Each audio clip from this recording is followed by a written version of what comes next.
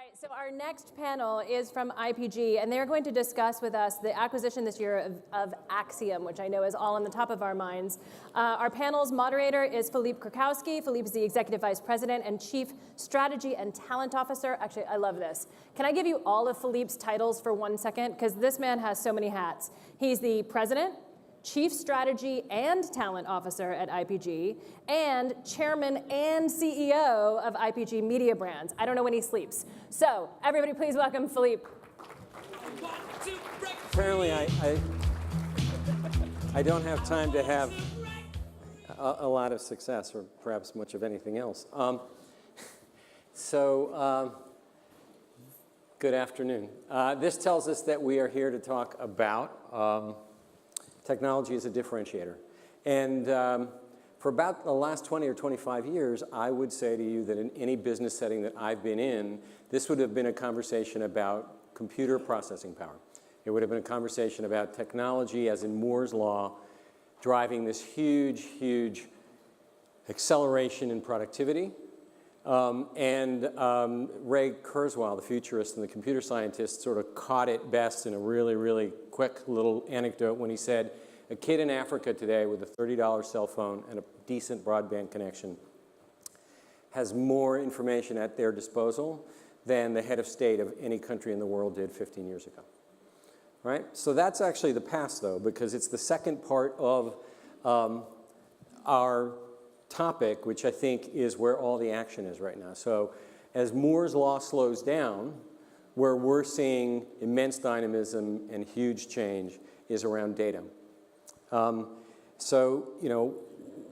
We all know all the sort of factoids about data. So 2006 to 2012, there's a tenfold increase in the world's information capacity.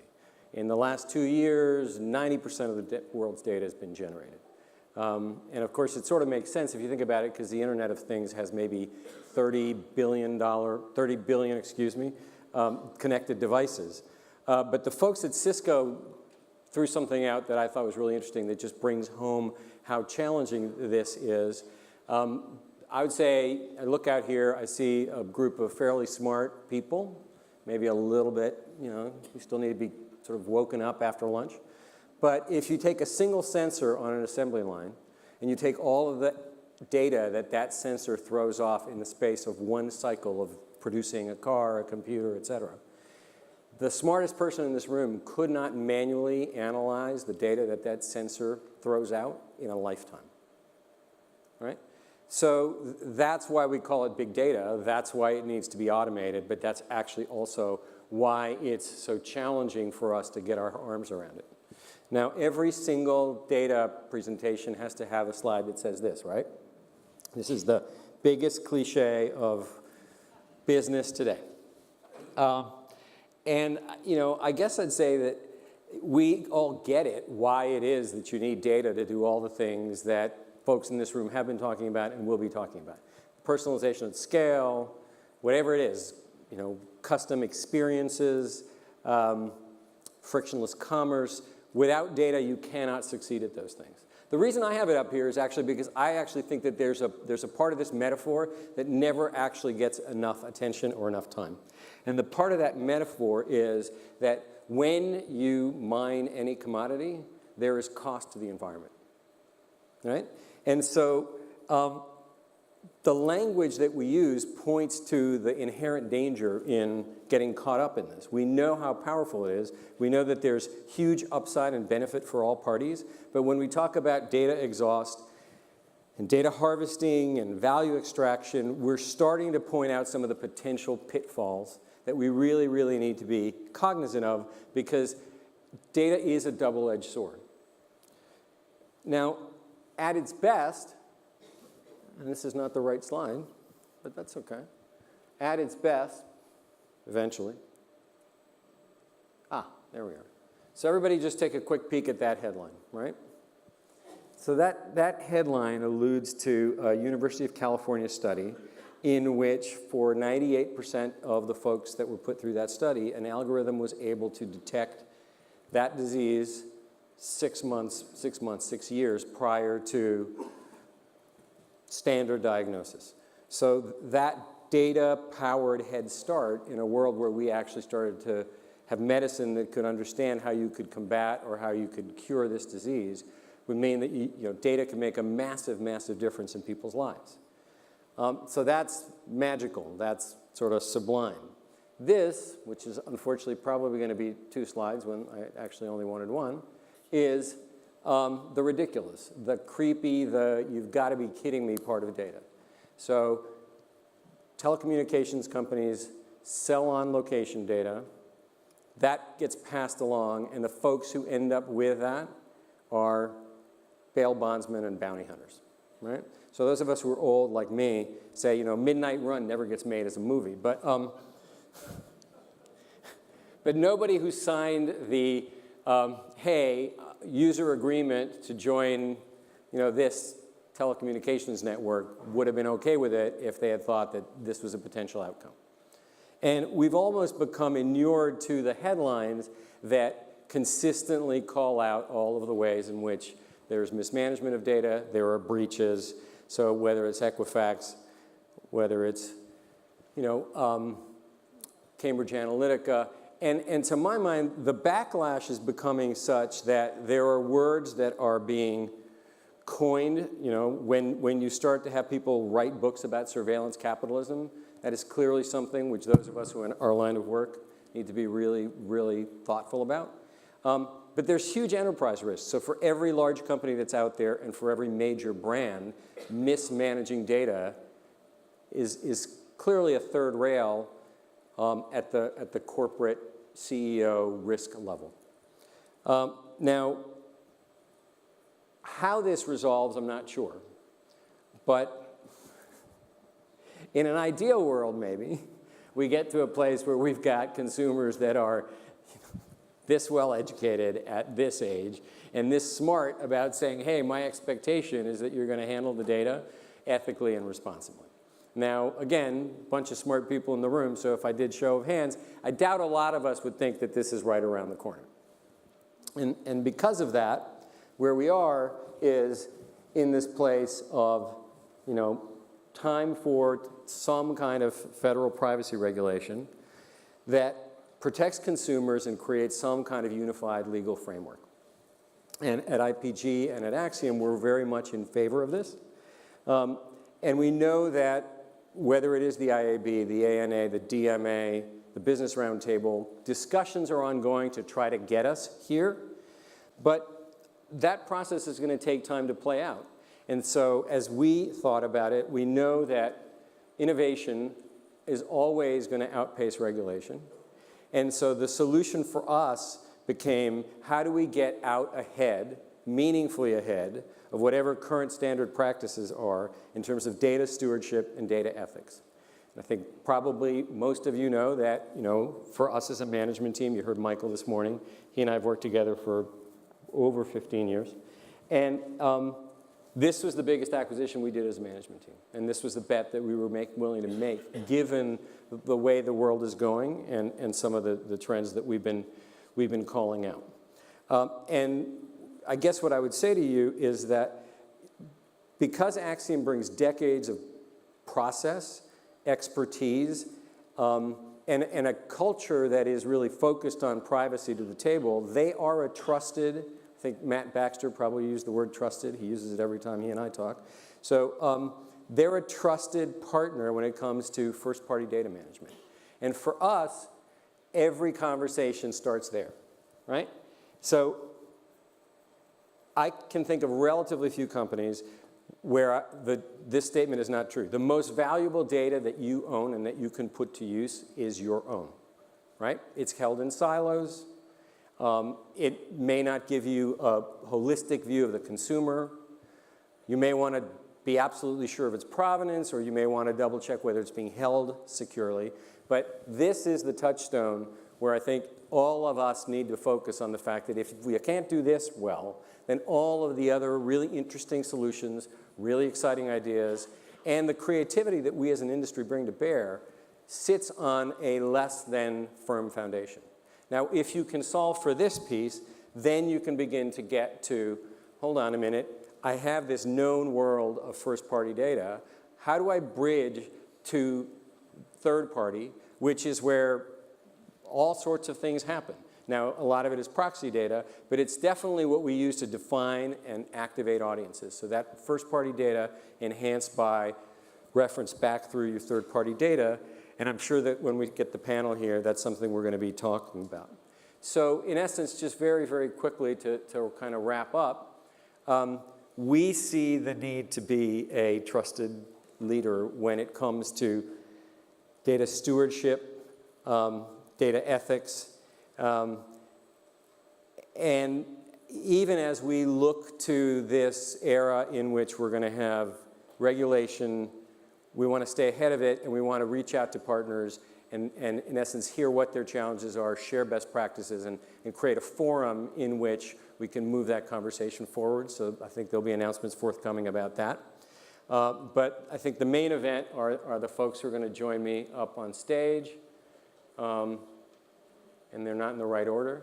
So first, I would like to introduce the Chief Executive Officer of Initiative in the US, and that's Adweek's Media Agency of the Year. Amy has been a huge driver of the turnaround at the agency. I would like to, yeah, there aren't this many of us. I would like to introduce my our Chief Data and Technology Officer, who's been my partner as we were pursuing the Acxiom transaction and who's been driving the integration, so I'm sure he'll get a number of questions about that. Arun, Kumar. And then Acxiom's Chief Strategy and Chief Marketing Officer. And Chad knows a lot about data, is very good at explaining it, and is very happy to show up at every meeting we ask him to. So he's the most popular person at the company right now. So I will start with a question for him. I actually wrote down a few questions. So I'd say that one of the places where most companies, kind of the on-ramp to full-scale data management is identity resolution. And yet we are sitting in a place where it's unclear where regulation is going to be, and domestically, internationally, you're solving for different kinds of things. So what's kind of state of play in that regard right now? So as it relates to identity resolution, identity management, single view of the customer, there's a lot of ways we talk about this as an industry. I think it's more foundational than ever to understand as a company and as a brand specifically, how do you ethically as well as effectively manage consumer information so that you can understand who you're dealing with. We've talked a lot about hyper-personalization. We've talked about the customer journey. None of these things are available unless you can actually understand who you're interacting with. I'd say in a global basis, with GDPR, the great news is marketing is an acceptable use case within context of GDPR. And therefore, in order to effectively market, you have to have the right to collect information about people and then anchor that, and then, of course, connect that information across areas. So I think it is a focus of the brand to make that happen. And I think that with our data assets being attached to that, it's fundamental to enable all the use cases that we've been talking about this morning so far. So what comes after that, Arun? So in essence, if I'm either a brand owner or if I'm sort of looking at it from an industry perspective, what are the next milestones along the way, and where are we 4 or 5 years out in terms of what's possible with data? I think a lot of the issues that we see with channels, where channels are fragmented and now we're bringing them back and saying, we don't want to approach this consumer in a channel-based format or a tactic-based approach. We want to treat the consumer as a consumer. I think that's the same thing that will happen in identity, because if you look at a number of brands, just as how they have a portfolio of brands, they have a portfolio of audiences, and they have a portfolio of identities. And the reality is that the same person who buys toothpaste probably also buys the shampoo. So I think brands will have to get to a place where, in the context of privacy and in the context of identity, it'll become more of a corporate asset to be able to understand what's my master ID, how are my various consumer subsegments attached to that, and how am I going to manage all communication to that set of people. And I think that many companies today are not structured for it, Just the same as many agencies still have silos of media departments, we still have, I think it's the same thing on the other side. And I think that's what will probably go away in 5 years. So what if I put Amy on the spot and say, where are our initiatives clients? Are you hearing a lot about, data ethics? Do you have conversations that are all over the lot in terms of the sophistication around these kinds of questions? Well, I think, there's no question that we're having conversations with clients. What should you do with your data today? And there's lots of solutions about that. And we need to help our clients because no one's figured it out completely. But what's really exciting that we've been talking more and more with clients about is, what do you want to know about your consumer that you've never known before? We talked about it in a lot of these sessions today. Our job is to connect better with consumers, and data allows us to do that. It's getting into those mindsets. And so those are the conversations that are starting to shift. So when you have the opportunity to sit in front of a CMO on a quarterly basis and say, hey, this is how your marketing mix is working. We've, as an industry, we've moved from mass targets to audience first with all these high-value audience solutions. But what if I also told you what these particular audiences want in a product or a service? And that starts to shape the way we are discussing our opportunities with clients to help them grow their business. So for you, but I think for the panel, on that super relevant, creepy continuum, kind of how do where's the compass? What is it that gets us to navigate that and not have some of the problems that, we'll hear about again and again going forward? Well, there's no question, Chad talked about, you've got to have the ethics, and you shouldn't mess around with that. Consumers, if they're nice enough to give over information, you got to respect that. But creepiness, as marketers, just because you know more about your consumers doesn't mean you need to show that off. And I think when you have an experience as a consumer where a brand gets it right, so for example, if I'm trying to find a good spring break destination for my children and I'm always on the go, and I get served the right ad in the right place and made it with seamless experience, I'm psyched, right? Because that saved me time and it fulfilled a need. But when it gets creepy is when marketers get it wrong. Another example would be if I've been searching on my phone about health diseases. I have a father who's sick at the moment, right? And this is a real story. And all of a sudden, I'm getting all these ads now targeted to me, like I'm a male that's over 65 plus.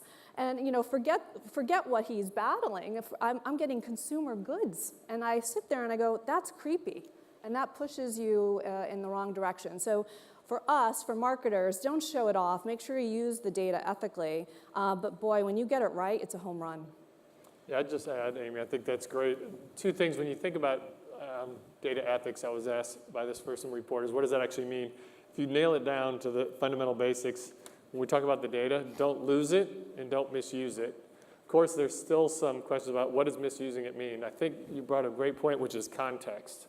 I think brands have an opportunity that when somebody is engaging with you and when they're engaging with you on your first-party properties or assets, whether that's your app, whether that's your websites, whether that's your call center, whether that's your physical store location, that is the opportunity to really light up what you really know about somebody and treat them as somebody special. Quote, jumping out of the bush on the wild in the internet and saying, hey, I know this whole laundry list of things about you, probably not the best way to use data and technology.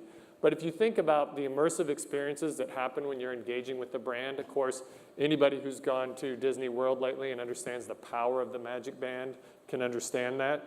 The differentiation it creates is just amazing, and it's enjoyable and never creepy because you want it and you're part of that environment.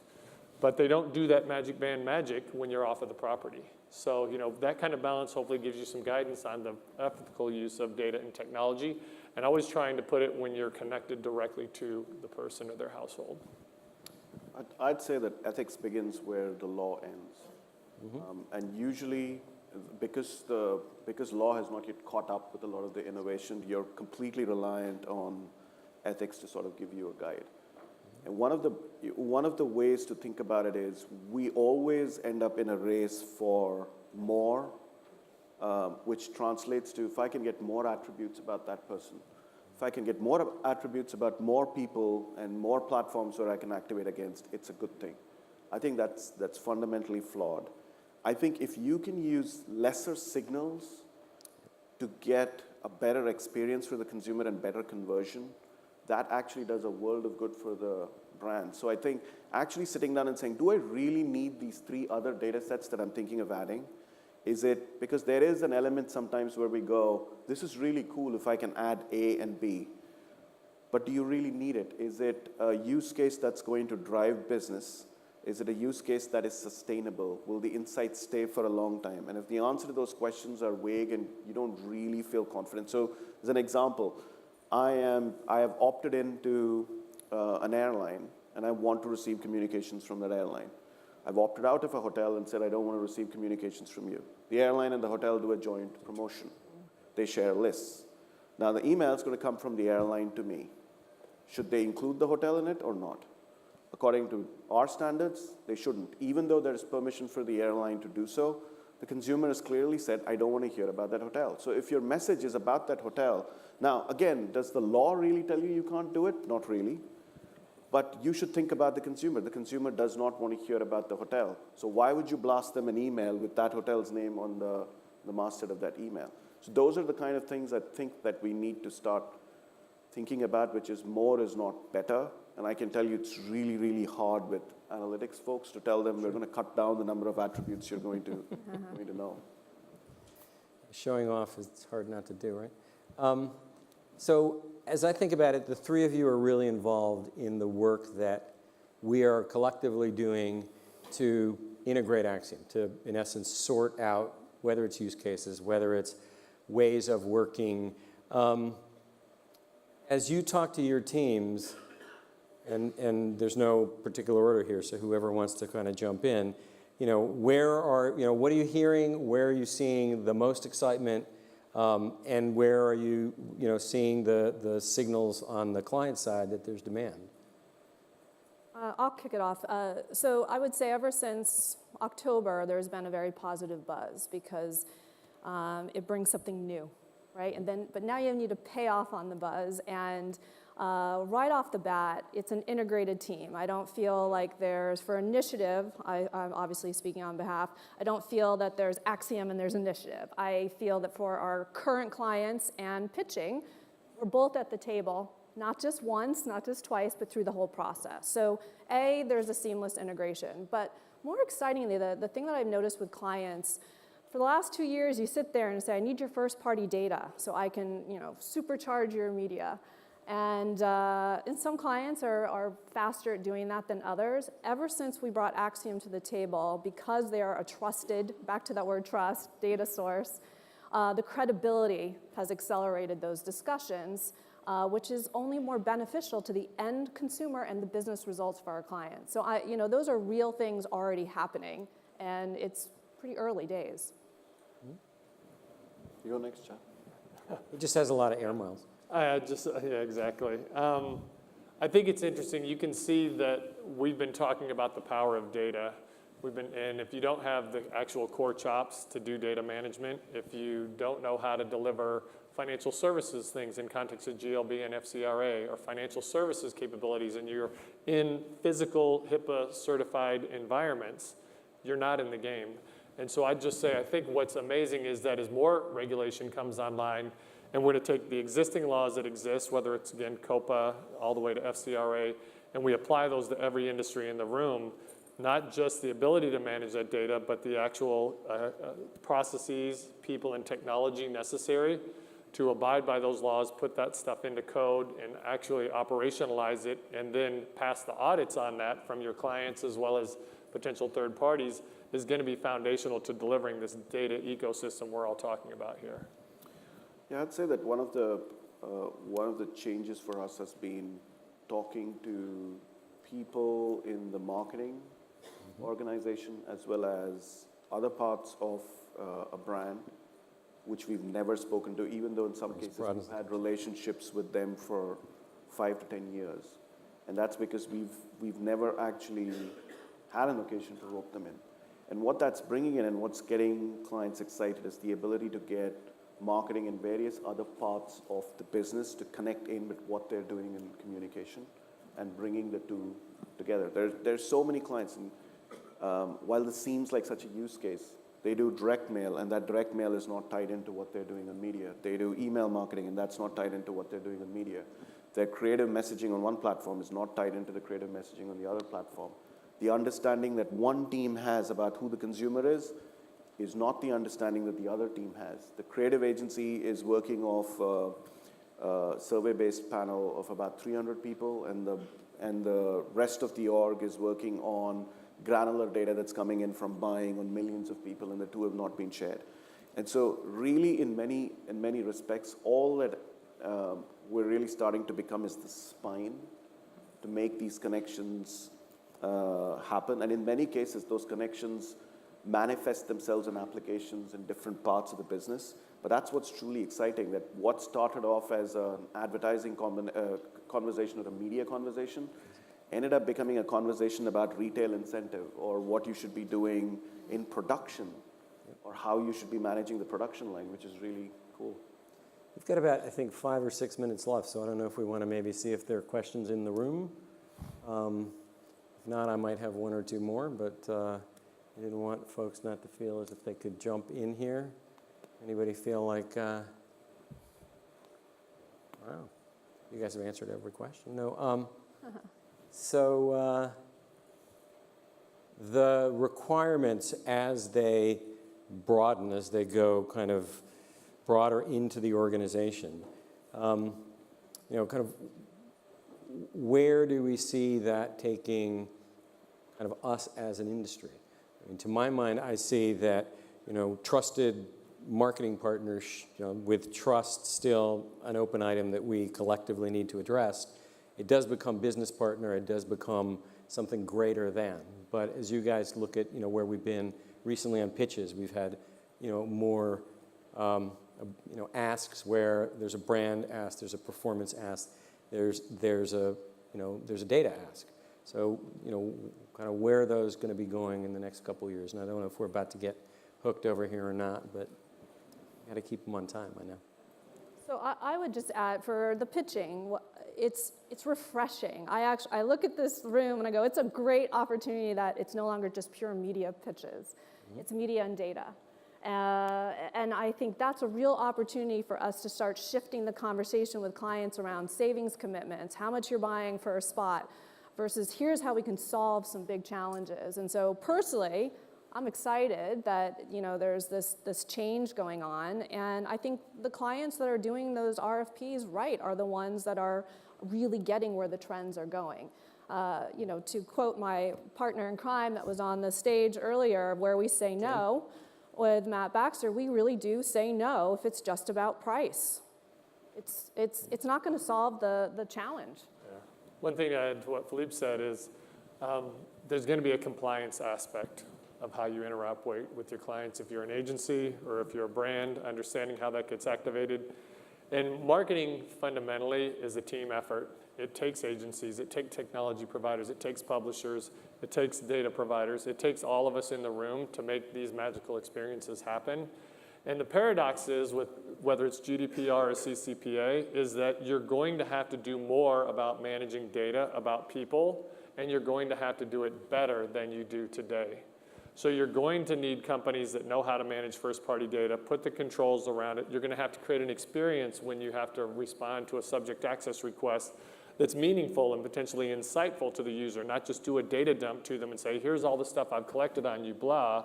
It would be great to have that orchestrated in a meaningful fashion with your agency and create a wonderful experience around that. And then, of course, all your partners. Part of that data is where have you sent the data?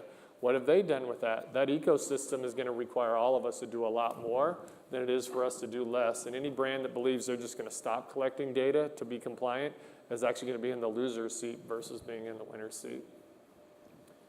I'd just say that there's this really sweet spot where there's an intersection of creativity with data, with platforms, and with activation. And I think we sort of go through these cycles. When the platforms were up, then everything was about the platforms. Platforms were going to deliver everything. Then it was, okay, it's not the platforms. Then maybe, first it was the agencies would do everything. Clearly that didn't work. Then it was the platforms. And now there's a recognition that maybe there is something that needs to happen. Of course, there's also the rage of consultancies. I just think that that sweet spot is not going to be occupied by someone who does it all, but someone who's able to stitch it together and hold it together. Yep. And I think that's where, as an industry, we should be focused on rather than worrying about who's building the next big pipe, because it's not building the pipe that's going to get you there.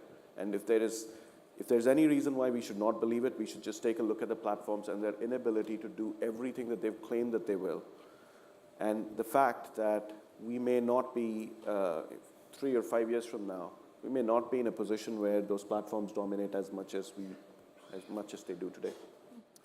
It's in a very precision-like fashion. We got 10 seconds. We got you out of here right on time. That was great, guys. Thank you very much. So we have a couple of questions from the audience, if you guys good. are willing to take a few. We will get them up here. Arun, I think this question is for you. Speaks maybe of a central identity existing within a few years. How do you see this playing out with the walled gardens that don't allow information to flow? I think that this will be, this challenge of the central identity is very similar to what governments around the world have faced, where they've tried to sort of do a census of individuals and citizens, and then make sure that there are certain services that are assigned to it. I think that there's going to be a certain point where, whether it's because of politics or economics, there will be a divergence between platforms and data. And I think, to me, in the interim, there will be a central identity within organizations, which may or may not involve what the walled gardens have. But over a point in time, as that identity starts to unlock more services for citizens, I just don't see a way by which governments, if not the United States, but governments around the world, are not going to do something about it. Their policies may not be the best, but it's just going to be impossible for folks to keep saying, as long as you're in my garden, it's my identity. I hope you're right. Do you see consent management platforms becoming a reality? Anyone? I'm leaving that to Chad. So consent management platforms are a great idea, but that said, nobody's gonna, having a single authority is very difficult in the ecosystem that we're in. When we talk about self-sovereign identity, kind of in context with what Arun just pointed out, unless you have a single-payer healthcare system where you can't get access to your healthcare data without participating, you don't have an incentive or you haven't been legislated to participate in that. And I think in capitalistic societies, consent management platforms are interesting, but maybe if there's 5 or 6 that connect and there's a standard, it might be successful, but there definitely won't be a single framework without cooperation across organizations and teams. Okay, interesting. Seems like brands care more about brand safety and media placements. I'm going to read from up here because this one for some reason keeps flashing. Yeah. Versus data privacy. Do you think that is true? Why or why not? Well, I would say it is true. It is true that data privacy is not considered in the same breadth as brand safety, but we should keep in mind that before a lot of issues blew up on YouTube and various other platforms, we didn't really care about brand safety either. So I think with privacy, we do have the opportunity. Yeah, I'm being honest, which is a safe room. I would say that data privacy is something which we as an industry do not have an excuse for saying next year, hey, we had no idea this thing was coming, or we had no control over this, because we absolutely do. We are actually people who use and leverage this data. So I think part of the issue why it doesn't rise up is because we talk a lot about putting the consumer at the center. We don't. We put the brand at the center. If you put the brand at the center of the world, then yes, if you've got 2,500 attributes and someone else is giving you another 2,000, why would you not take it? It works for the brand. But it doesn't work for the consumer. It doesn't, and therefore there will be a backlash to the brand. I think it'll take some time for people to understand that. And I'm hoping that it happens a lot more earlier than in the case of brand safety. That's great. The next question is on ethics in voice. Very curious to hear everybody's thoughts on that. I mean, that's a great question. I mean, especially with Alexa in everyone's home. Yeah, I think this is uncharted territories. I mean, as marketers, we're sitting there integrating voice into almost everything we recommend for clients. And there should be stronger ethics in terms of what is recorded and how you utilize that information. I don't think we're there. I mean, we were talking at lunch about biometrics and about the thing that I think should be most concerning is where data and biology intersect is a place where we haven't given it anywhere near enough thought, where there's going to be a lot of difficult conversations and probably, some train wrecks that call to mind how important it is to sort this stuff out. Technology is better with humans. Yes. Excellent. I think we're going to call it there because I don't think we have time for a last question. Thank you guys very much. I appreciate it. You. I'll let you guys head off that way.